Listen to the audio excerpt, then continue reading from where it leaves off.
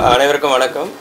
Doctor Anantharaman, மூத்த இருதய நிபுணர், காவேரி மருத்துவமனை, ஆழ்வார்பேட்.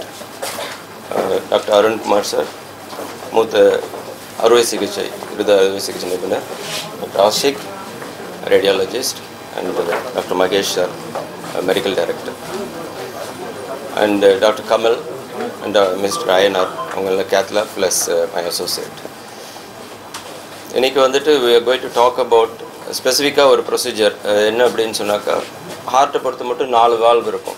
மைட்ரல் வால்வ்ன்றது மேலே லெஃப்ட் சைடில் லெஃப்ட் ஏடிஎம்லேருந்து லெஃப்ட் வென்ட்ரிலுக்கு பிளட் கொண்டு போகிறது. அயோட்டிக் வால்வ், அப்புறம் ரைட் சைடில் ட்ரைகஸ்பிட் அண்ட் பல்மினரி. இந்த அயோட்டிக் வால்வ் சுருக்கம் வர்றது நிறையா வயசானவங்களுக்கு. அது இப்போது ஸ்டாண்டர்ட் ப்ரொசீஜர் ஆகிடுச்சு. சர்ஜரி இல்லாமல் டிரான்ஸ்கத்தீட்டர் அயோட்டிக் வால்வ் ரீப்ளேஸ்மெண்ட் வந்து ஸ்டாண்டர்ட் ப்ரொசீஜர் பண்ணிட்டா 48 ஹவர்ஸில் டிஸ்சார்ஜ் பண்ணிக்கலாம். But mitral valve, native mitral valve என்னும்போது இந்த மைட்ரல் வால்வ் சுற்றி ஒரு ஃபைப்ரஸ் இது இருக்கும், நல்லா டஃப்பாக இருக்கிறதுக்கு. ஏன்னா ப்ரெஷர் டிஃப்ரென்ஸ் அதிகம் லெஃப்ட் வென்ட்ரிக்கிளுக்கும் லெஃப்ட் ஏட்ரிக்கும் நடுவில். பட் சில பேருக்கு அந்த ஃபைப்ரஸ் இது வந்து கால்சியம் ஆகிடும். கால்சியம் ஆகிட்டால் அதுக்கு பேர் மைட்ரல் ஆனுலார் கால்சியம்னு சொல்கிறது. இந்த மைட்ரல் ஆனுலார் கால்சியம் வரக்குள்ள சில பேருக்கு சுருக்கம் வரும் வால்வில், சில பேருக்கு வால்வில் லீக் வரும். இந்த பேஷண்ட்டுக்கு ரெண்டுமே இருந்தது. சுருக்கம் அதிகமாக இருந்தது, லீக்கும் இருந்தது.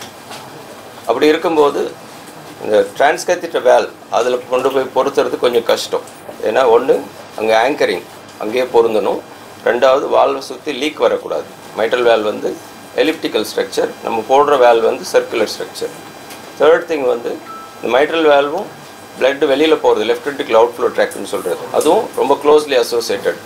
இந்த வால்வ் ரொம்ப டீப்பாக போச்சுன்னா அதை அப்ஸ்ட்ரக்ட் பண்ணும், ரொம்ப மேலே வந்துச்சுன்னா அந்த வால் வழியாக லீக் வரும். ஸோ இதுக்கு சர்ஜரி வந்து மைட்ரல் ஆனுலார் கால்சியம் சர்ஜரி வந்து ரிஸ்க் அதிகம். அதுவும் ஹெவி கால்சியம் இருக்கும்போது இந்த கால்சியம் ஃபுல்லாக எடுத்துகிட்டு சர்ஜரி பண்ணணும். இந்த கால்சியம் ரிமூவ் பண்ணுற மெக்கானிசமே வந்து பாடியில் ஒரு சிஸ்டமிக் இன்ஃப்ளமேஷன் க்ரியேட் பண்ணும். அதுவே வந்து பேஷண்ட்டுக்கு நல்லதில்லை. ஏன்னா மார்ட்டாலிட்டி ரேட் அப் டு 30% வரைக்கும் இருக்குது 1 மந்தில். டிரான்ஸ்கத்தீட்டர் வால்வ் அசச் நார்மலாக போடுறது கஷ்டம். ஸோ ப்ரொசீஜர் இப்போ இது வரைக்கும் டெவலப் பண்ணது வந்து அதே டிரான்ஸ்கத்தீட்டர் வால்வை ஹார்ட் ஓப்பன் பண்ணி மேலே லெஃப்ட் ஏட்ரியில் வந்து டைரக்ட் விஷுவலைசேஷனில் இம்ப்ளான்ட் பண்ணுறது தான் so far technique has been used. ரெண்டாவது அந்த வால்வை சுற்றி ஃபெல்ட்டுன்னு சொல்கிறது, அதை ஸ்டிச் பண்ணி அந்த சர்க்குலர் இதை எக்ஸ்பேண்ட் பண்ணும்போது மீதி இருக்கிற கேப்பை அந்த ஃபெல்ட் ஃபில் பண்ணிடும். பட் சில பேருக்கு இந்த ஹார்ட்டை ஓப்பன் பண்ணுறதே கஷ்டம். ஸோ இந்த பேஷண்ட் 83 வயசு, 2 தடவை ரேடியோதெரப்பி பண்ணியிருக்கு. ஒன்று வந்து இதுக்கு முன்னாடி சிஏ பிரஸ்ட் கார்சினோமா இருந்து சர்ஜரி பண்ணி ரேடியோதெரப்பி. ரெண்டாவது ஃபுட் பைப் சிஏ ஈசோஃபேகஸ்ன்னு சொல்கிறது, அதுக்கு ரேடியோதெரப்பி கொடுத்துருக்கு. இது ஒரு தடவை ரேடியோதெரப்பி கொடுக்கும்போது உள்ளே இருக்கிற டிஷ்யூலாம் ஒட்டிக்கும். அப்போது சர்ஜரி பண்ண முடியாது, நார்மல் சர்ஜரியும் பண்ண முடியாது, மினிமல் இன்வேசிவ் சர்ஜரியும் பண்ண முடியாது. ஸோ இவங்களுக்கு அடிக்கடி ரெக்கரண்ட் ஹாஸ்பிட்டல் அட்மிஷன், மாதம் 2-3 தடவை அட்மிஷன் இருந்தது. இது போக மற்ற ப்ராப்ளம்ஸும் இருந்தது. ஸ்லீப் ஆப்னியான்னு சொல்லிட்டு அதுக்கு நைட்டில் மெஷின் வைக்கிறது, ப்ளஸ் டிபி இருந்தது 6 months பேக். அப்போது ட்ரீட்மெண்ட் ஆப்ஷனே இல்லாமல் இருந்தாங்க, சர்ஜரியும் இல்லை. ஷி வாஸ் சஃபரிங், தூங்கவும் முடியாது, உட்காந்துட்டே தூங்குறது, கால் வீக்கம், மூச்சு வாங்குறது, இதே மாதிரி இருந்தது மாற்றி மாற்றி. ஸோ தீர்வு எப்படின்னு பார்த்தாக்கா, ஹார்ட் டீம்னு சொல்கிறது, கார்டியாலஜிஸ்ட், இமேஜிங் ஸ்பெஷலிஸ்ட், சர்ஜன் எல்லாம் டிஸ்கஸ் பண்ணி ஃபார் த ஃபஸ்ட் டைம் இந்த வேர்ல்டு என்ன பண்ணோம் அப்படின்னு சொன்னால், இந்த சேம் ப்ரொசீஜர் ஹார்ட் ஓப்பன் பண்ணி என்ன பண்ணுறோமோ அது கால் வழியாக ஒரு சின்ன கட் பண்ணி டைரெக்டாக அந்த வால் பொறுத்துனது. ரெண்டாவது வந்து அந்த வால்வை சுற்றி எக்ஸ்டர்னல் ரேப், அடிஷ்னலாக ஒரு ரேப் கொடுத்து, ஸோ அது ஆங்கரிங்க்கு வால் உட்காரத்துக்கு ஹெல்ப் பண்ணும், லீக்கையும் ப்ரிவெண்ட் பண்ணும். ஸோ அது பண்ணதுக்கப்புறம் அது கொண்டு போயிட்டு அந்த பலூன் வச்சு வால் ஓப்பன் பண்ணிவிட்டு, டெக்னாலஜி வந்து 3D echo and CT scan அதை யூஸ் பண்ணி அது ரெண்டுமே கேத்லாபில் வந்து பார்த்து வால் சரியாக பொருந்தினதுக்கப்புறம் அதை எடுத்தது.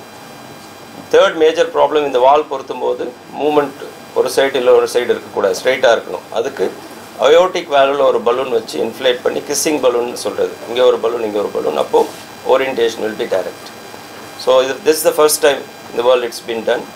கால் வழியாக டிரான்ஸ்கத்தீட்டர், டிரான்செப்டல், mitral valve in MAC, mitral annular calcium, with so much planning and 3D modeling.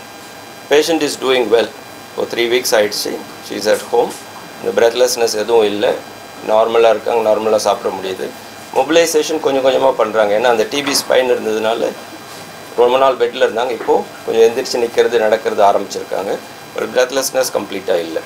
So this is the procedure. Surgical சைடோ இல்லை மற்ற சைடோ, if you need to ask any questions you can ask.